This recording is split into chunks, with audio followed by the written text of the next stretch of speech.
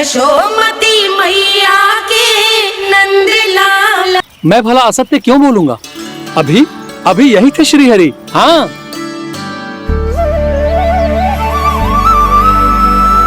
हाँ, जैसे श्री हरि को तो कोई कार्य है ही ना।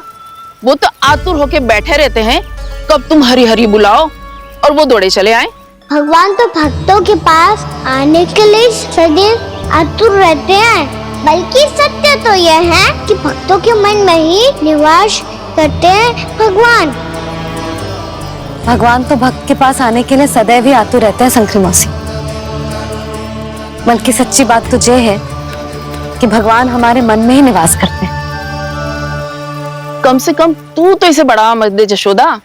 जब देखो जब हरि नाम की रट लगाए रहते है। हरि बोलते बोलते ऐसो बावलो होता है कि सारा कार्य भूल जाता है।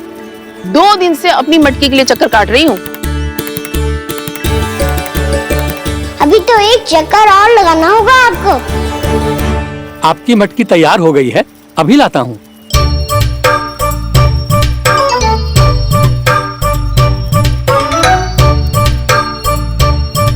लो जी मटकी।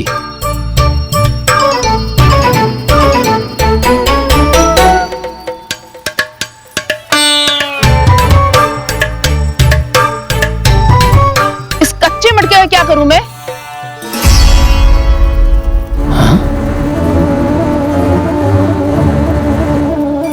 पर इसे तो मैंने भट्टी में पकाया था। अब तू ही देख ले कितना ध्यान रहता है इस कार्य पे। और कह तो है कि श्री हरि आते हैं इससे मिलने। हाँ आते हैं और आगे भी आएंगे हमारे श्रीहरि हमसे मिलने। और आके मोक्ष देंगे, है ना? मांगूंगा तो मोक्ष भी दे देंगे, मांगूंगा तो मोक्ष भी दे देंगे, मांगूंगा तो मोक्ष भी दे देंगे। अभी तो ये बता कि तू मुझे मेरी मटकी कब देगो? और मेरी मांग कब पूरी करोगे भोला राम जी? मेरो घड़ा मेरे दिए तो तैयार है ना कल एकादशी की पूजा और व्रत के लिए। एकादशी का व्रत? हाँ, एकादशी का व्रत। इसे करने से श्री हरि बहुत प्रसन्न होते हैं। अच्छा, फिर तो अभी लाया।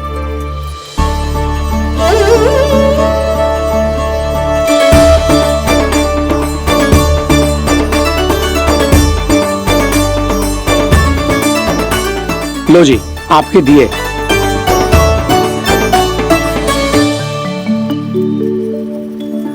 और जो हमने मांगा है वो?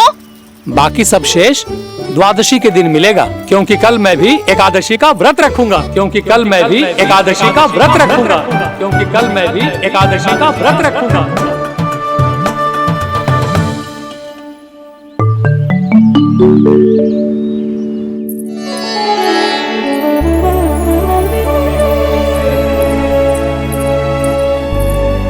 जानकी, फूलों का प्रबंध हुआ कि ना? हाँ भाभी, जे रहे। सदैव विलंब कराती है। पर भाभी इस बार तो फूल समय से ही लाई थी। क्या हुआ जशोदा? अभी तो पूजा की तैयारी ना हुई? देखो ना मौसी, ये जानकी ना कुछ छूट ही जाता है इसके कारण। एकादशी की पूजा और व्रत आते ही जसोदा भाभी इतनी वग्र हो जाती है। ऐसो क्या होगा इस पूजा में?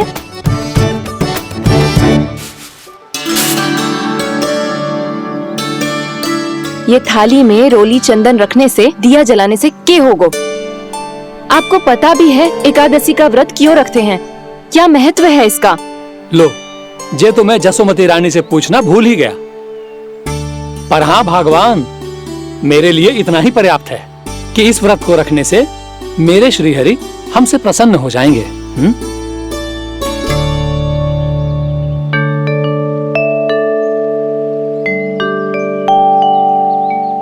नारायण ही जाने ऐसे कैसे पूजा करते हैं जे श्री हरि की एक मूर्ति तक ना है इनके पास।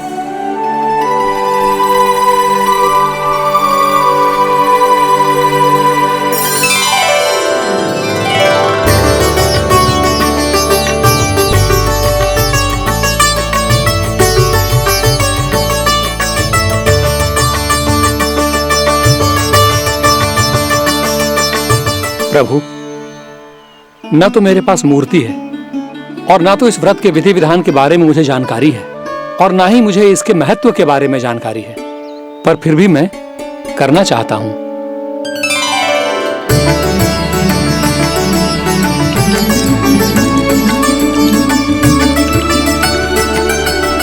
इसीलिए मैं दृढ़ संकल्प लेता हूं, पूरी निष्ठा के साथ, श्रद्धा के साथ और पूरी आस्था के साथ मैं इस व्रत को संपन्न करूंगा।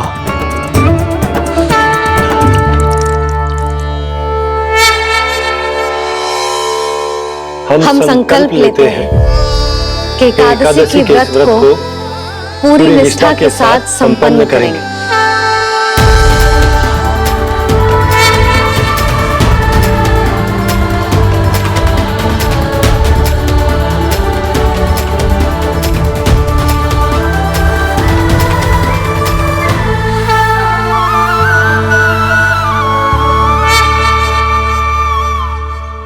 तुलसी जी के पत्ते तो है ही ना। श्री नारायण को तुलसी जी के पत्ते के बिना भोग ना चढ़तो है। जानकी, तुलसी के पत्ते कहाँ हैं? भाभी, मैं तो कब से यही पूछना चाह रही थी कि तुलसी के पत्ते लाऊं क्या, पर आप तो व्यस्त थी ना। तुझे कितनी बार समझाओ है ना, यदि तेरे कछु करने से किसी और की कोई हानि ना हो रही हो या किसी के अच्छे कार्य में सहायता हो रही हो तो मुझसे आज्ञा लेने की आवश्यकता ना है। समझ गई भाभी, आगे से जाना उनको। ले अभी लेकर आती हूँ।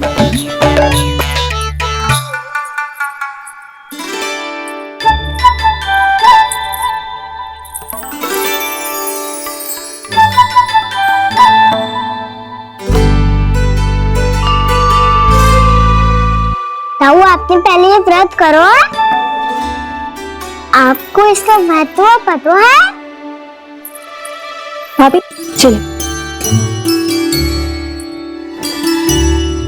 जानकी, तुमने ये व्रत करो है, फिर तुमको इसका महत्व पता है? सुमति जी, आपको पता है इसका महत्व? कान्हा, क्यों तुम कर रहे हो सबको? मैया, सबने करो ये व्रत, मुझे भी करना है।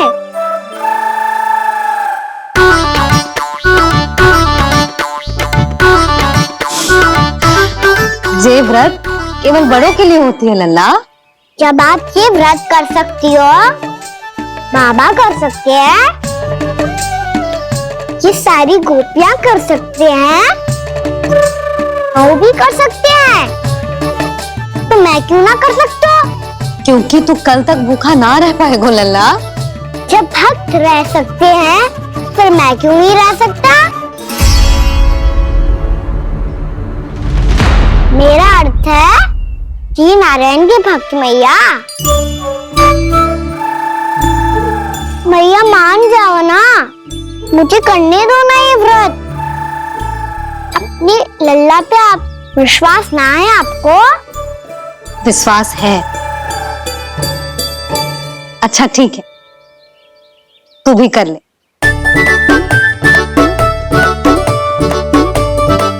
पर मैया, व्रत की कथा तो सुनाओ। मैं तो अबध हूँ ना, मुझे कैसा पता चलेगा कि ये व्रत करते क्यों है?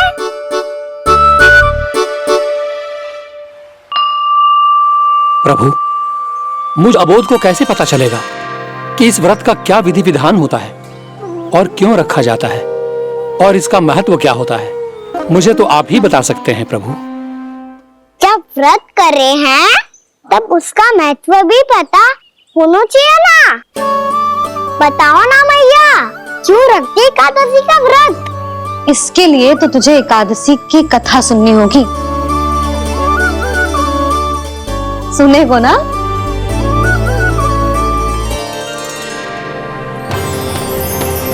वसुदेव सुतं देवं कंस चाणूरमर्दनम् श्रीहरि, यशोदा परमानंदं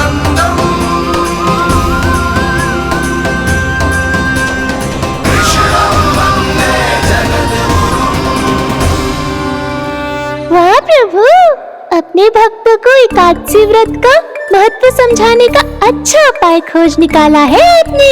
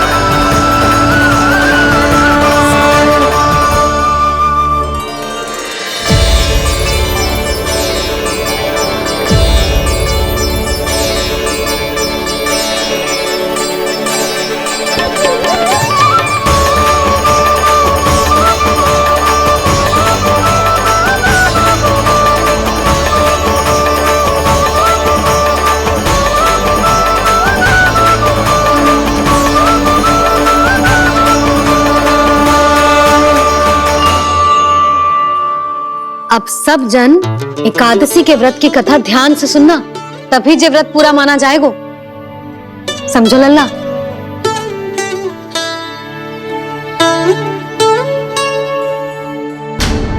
श्री कृष्ण गोविंद हरे मुरारी, श्री कृष्ण गोविंद हरे मुरारी, हे नाथ नारायण वासुदेव, हे नाथ नारायण वासुदेव, वासुदेव।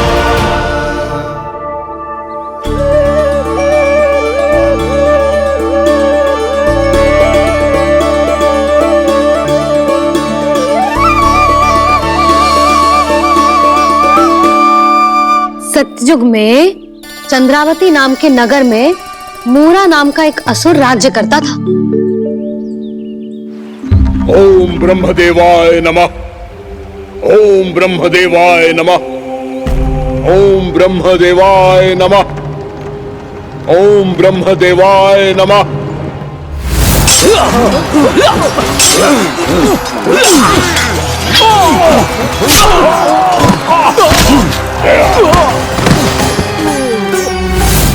ओम ब्रह्मदेवाय नमः। ओम ब्रह्मदेवाय नमः। जब उसने देवताओं के हाथों असुरों की पराजय देखी, तब वो वरदान पाने के उद्देश्य से ब्रह्मा जी की तपस्या करने चला गया।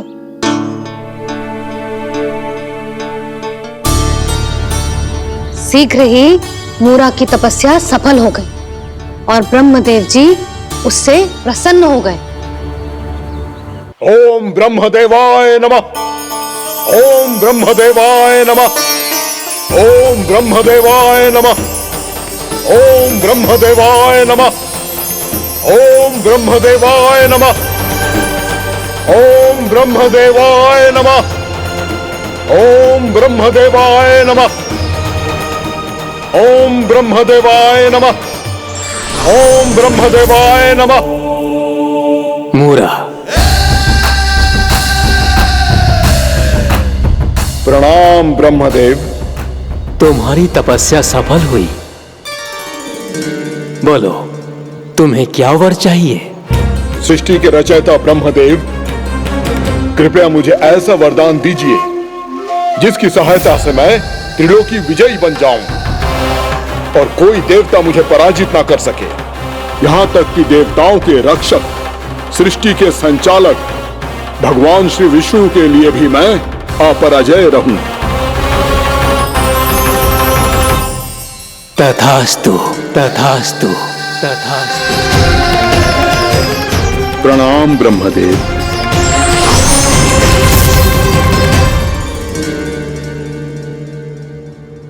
ऐसा वरदान पाकर मूरा बहुत अभिमानी होगा। यक्षों, किन्नरों, यहाँ तक कि देवताओं को भी युद्ध के लिए ललकारने लगो, पर किसी ने भी उसकी ललकार को स्वीकार ना करो, क्योंकि सभी उसकी शक्ति से बहुत भयभीत थे और उसके सामने युद्ध किए बिना ही अपनी पराजय स्वीकार करने लगे और फिर दंभ में आके उसने स्वर्ग लोक पर भी आक्रमण कर दिया और देवराज इंद्र तक को चुनौती दे डाली।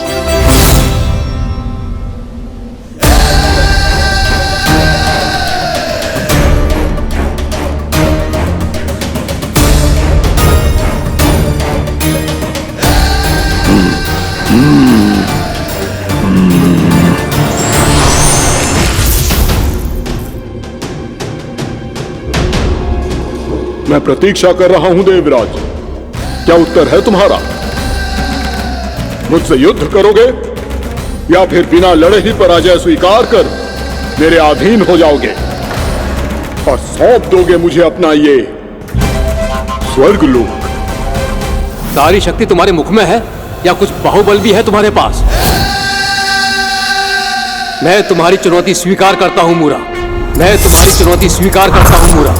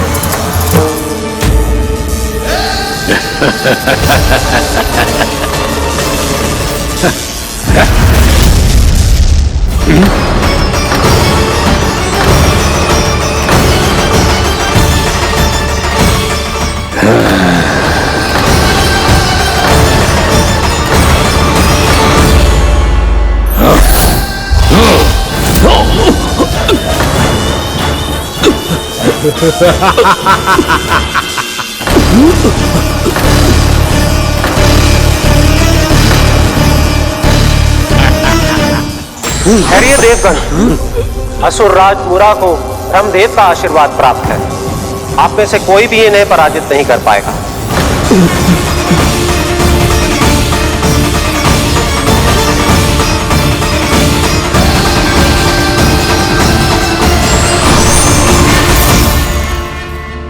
एक अवसर और देता हूं देवराज, युद्ध या अधीनता, क्या उत्तर है तुम्हारा देवराज?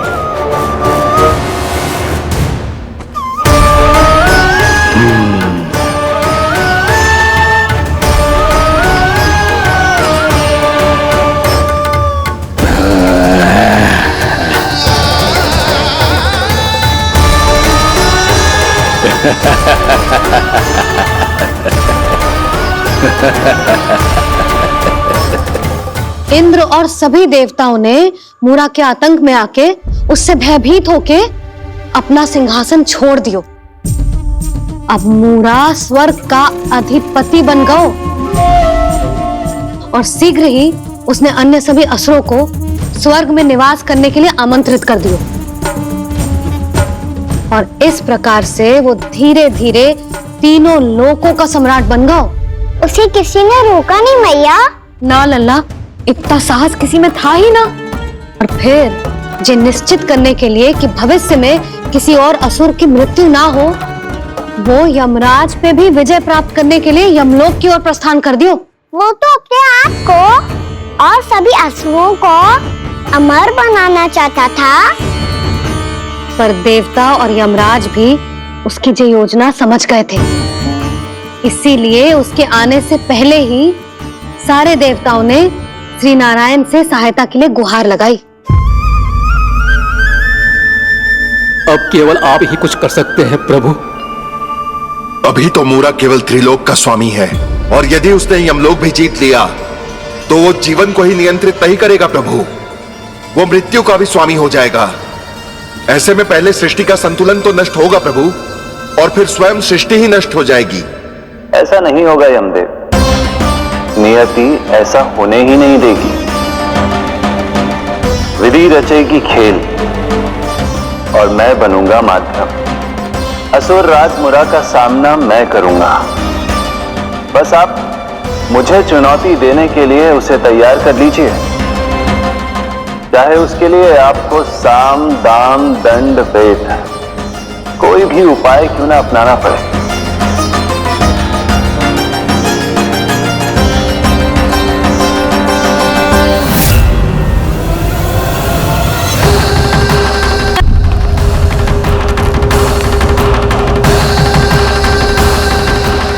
आप तो मेरी प्रतीक्षा में पहले से ही खड़े हैं यमदेव।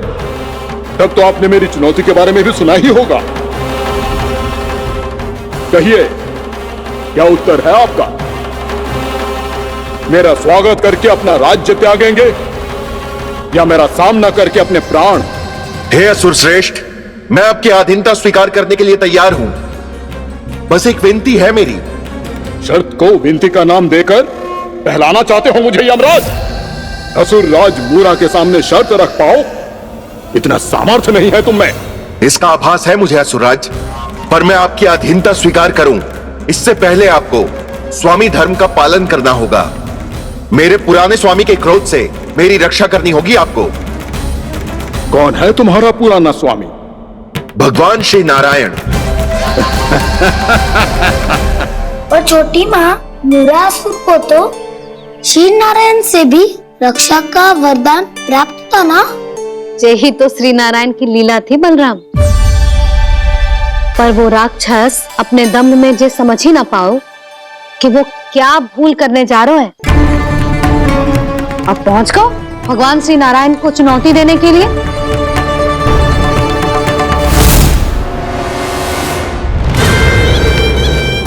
वहीं ठहर जाओ असुर राज मूरा।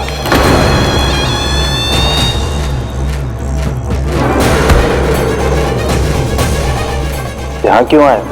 आपको पराजित करने और ये वैकुंठ जीतने, ताकि मैं यमलोक का स्वामी बन सकूं। फिर आओ, युद्ध भूमि में मेरा सामना करो।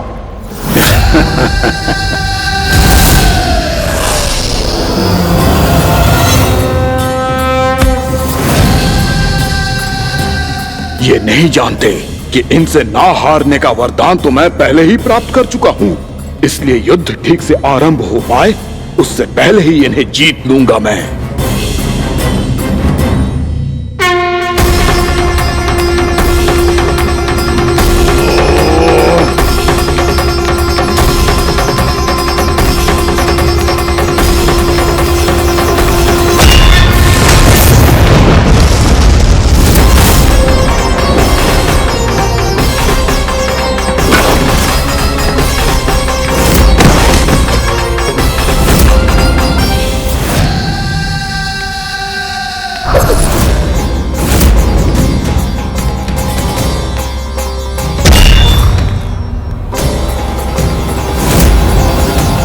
और इस प्रकार ये युद्ध वर्षों वर्षों तक चलता रहो।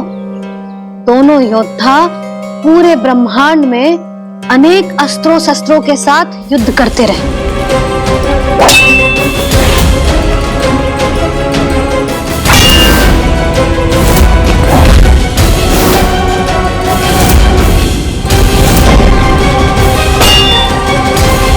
फिर क्या हुआ मैया?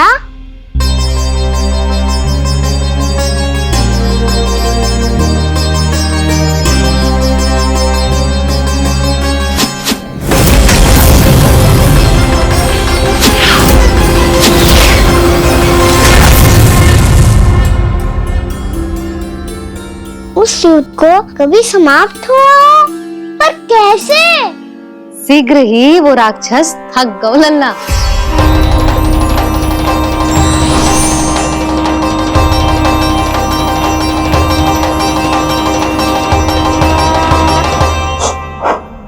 खड़े खड़े देख क्या रहे हैं नारायण? आक्रमण कीजिए, वध कर दीजिए मेरा।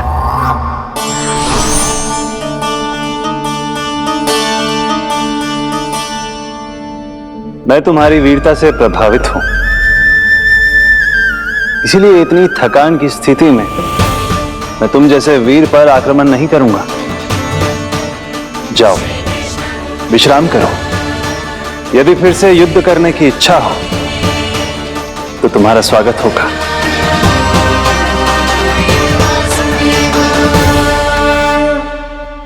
जे कह के श्री नारायण बद्रिका आश्रम चले गए और वहां हिमवत नाम की एक कंदरा में ध्यान लगा के बैठ गए। उधर वो राक्षस विश्राम करने लगो। अनेकों दिन बीत गए और अब वो राक्षस मूरा फिर से स्वस्थ होके बलवान हो गया था। उसने अपनी सारी शक्ति फिर से प्राप्त कर ली थी। श्री नारायण ने उस पर दया करी थी, पर वो फिर से श्री नारायण को छलने को तैयार होगा।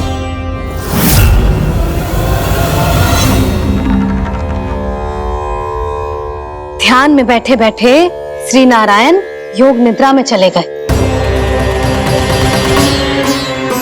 पर दुष्ट मूरा इसी अवसर का लाभ उठा के उनके कंदरा में घुस आयो, ताकि वो सोते हुए श्री नारायण पे आक्रमण कर सके।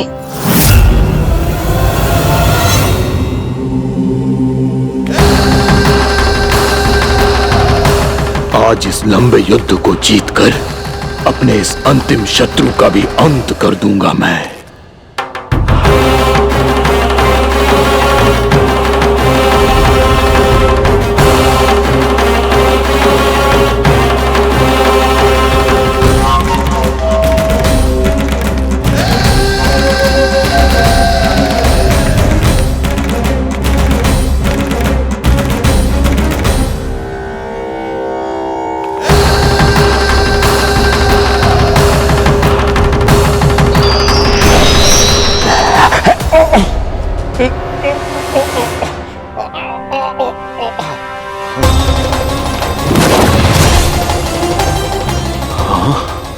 दुष्ट राक्षस,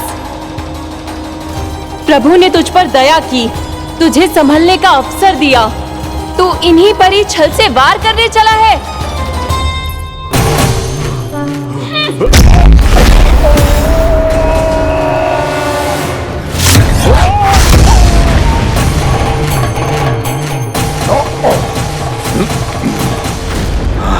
मैं अजय हूँ, मुझे कोई पराजित नहीं कर सकता। ब्रह्मा का वरदान है मुझे। तूने नारायण से अपराजय होने का वरदान मांगा था मूर्ख, उनकी शक्ति से नहीं। ध्यान से देख, मैं तेरी मृत्यु हूँ, मृत्यु।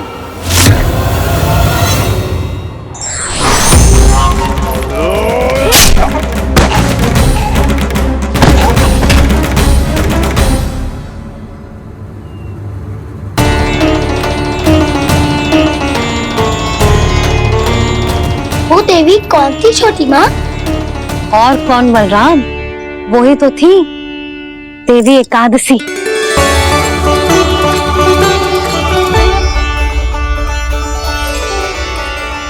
मुझे क्षमा कीजिए प्रभु, आपकी आज्ञा के बिना ही युद्ध करके आपके शत्रु को मृत्यु के घाट उतार दिया।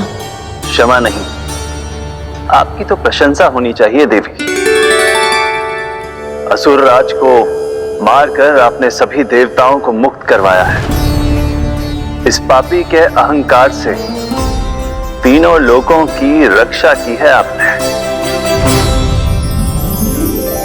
आप एकादशी की तिथि पर मेरी एकादश इंद्रियों से उत्पन्न हुई हैं। इसीलिए मेरे सभी भक्त आपको उत्पन्न एकादशी के नाम से जानेंगे। सभी तिथियों में आपका स्थान सर्वश्रेष्ठ होगा। जिस तरह आपने राक्षस के आक्रमण से मेरी रक्षा की है, उसी प्रकार एकादशी के दिन व्रत करके जो भी भक्त आपकी कथा सुनेगा, मैं स्वयं उसकी रक्षा करूंगा। जो आपकी पूजा करेगा, उसे मेरी विशेष कृपा प्राप्त होगी, और उसके साथ साथ उसे मिलेगा धन, सिद्धि और मोक्ष।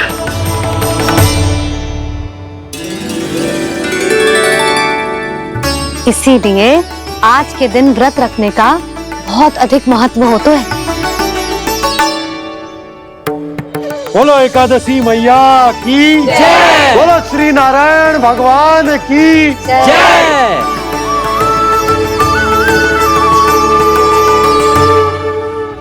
प्रभु की कृपा से एकादशी का महत्व भी पता चल गो और मेरा व्रत भी सफल होगा।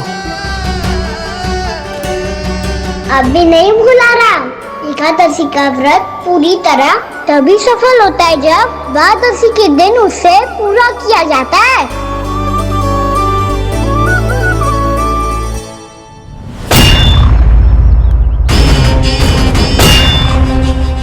आवश्यक है आपको यह आभास होना कि उस विष्णु अवतार को पराजित करने के लिए आपके साधारण योद्धाओं में वो सामर्थ्य नहीं है।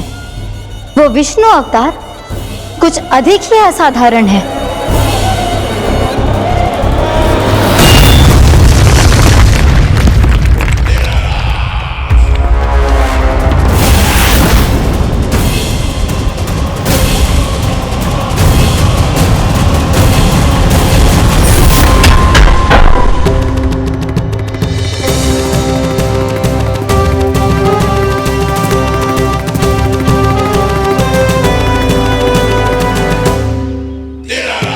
अब मैं दिखाऊंगा उस विष्णु अवतार को असाधारण शत्रु क्या होता है।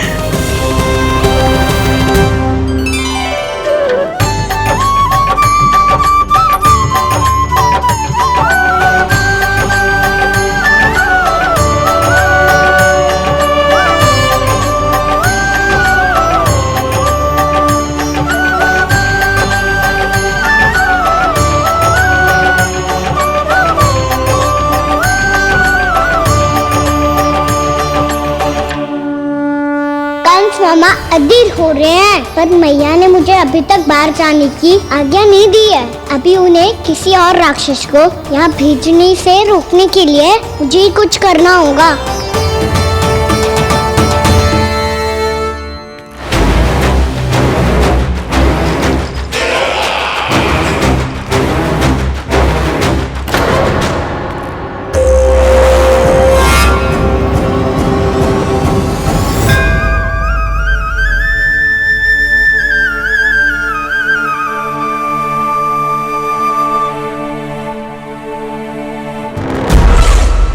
कौन हो तुम? बचपन से ही मुझे मारने का सपना देख रहे हैं, सिर्फ मुझे ही नहीं पहचानते।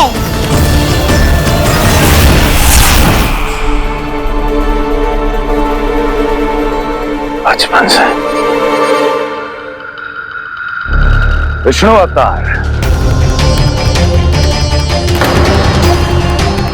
कोई गाना बुलाता है तो कोई मुरलीधर पुकारता है, कोई माखन चोर कहता है, कोई कहता है चिच्चोर। पर विष्णु अवतार इस नाम से तो बस आप ही मुझे बुलाते हो मामा जी। इतना साहस, ये तो यहां आ गया है।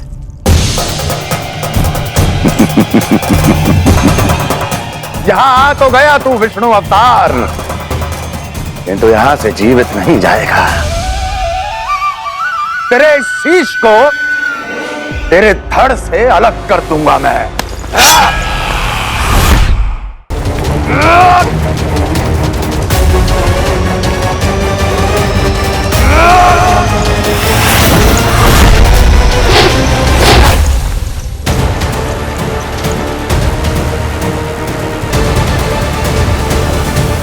वहाँ कहाँ देख रहे हो मामा जी? मैं तैयार हूँ।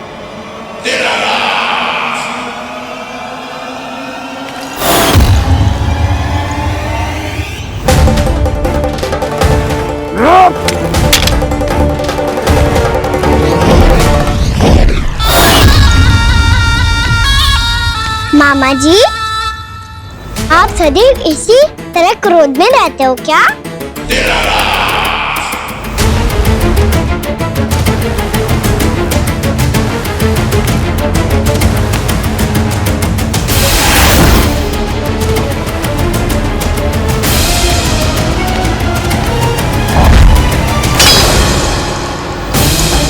छोड़ मेरी तलवार को। छोड़ो तो तब जब पकड़ा हूँ।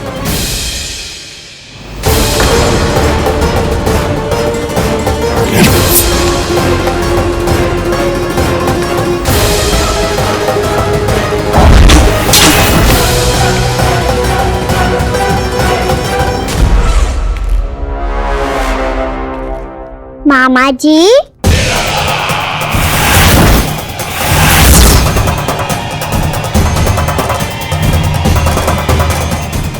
थक गए होंगे, थोड़ा विश्राम कर लो।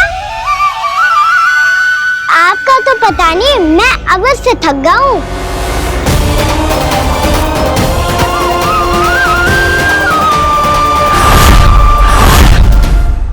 मेरे सिंहासन पर बैठने का तो साहस।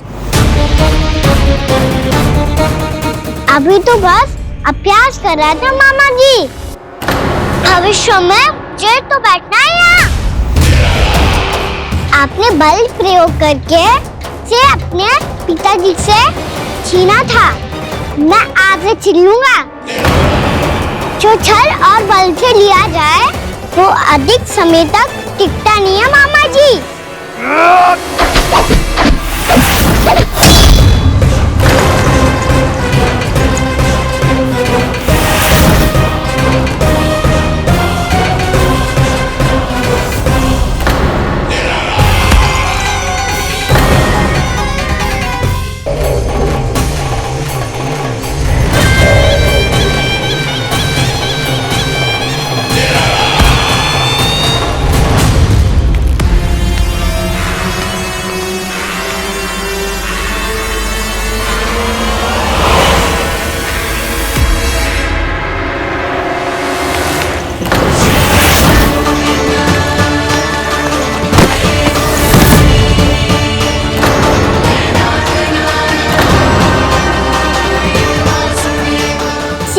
आपको ये सिंहासन छोड़ना होगा।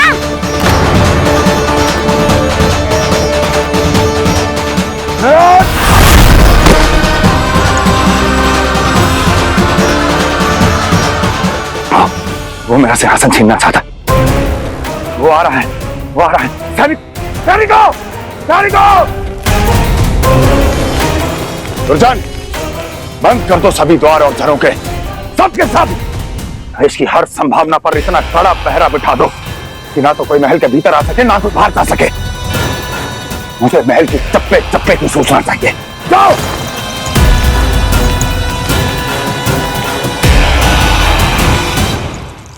सिंहासन।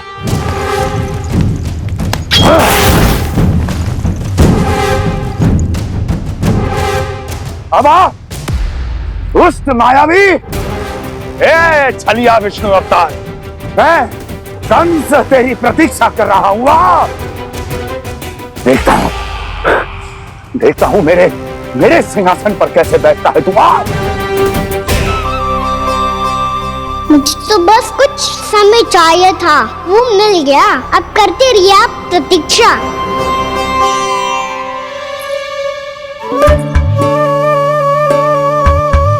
मुझे अपने आप से बातें क्यों कर रहे हो जी?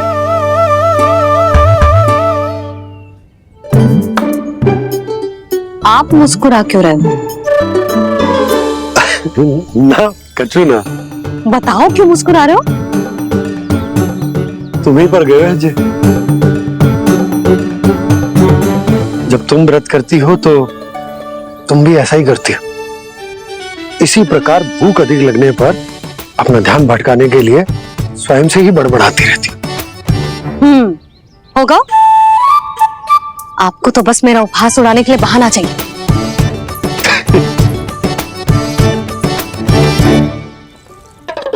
लल्ला, भूख लगी है? ना मैया, व्रत करे तो भूख कैसे लगेगी?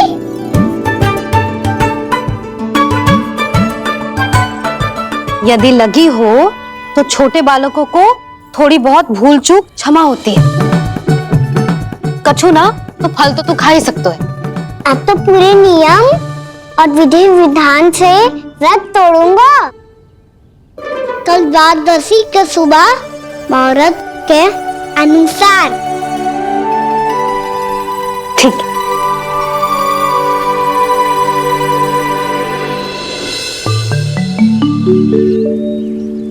लल्ला, एकादशी समाप्त हो गई है, द्वादशी लग गई है। अब तू व्रत तोड़ सकता है। भोजन कर ले। ले।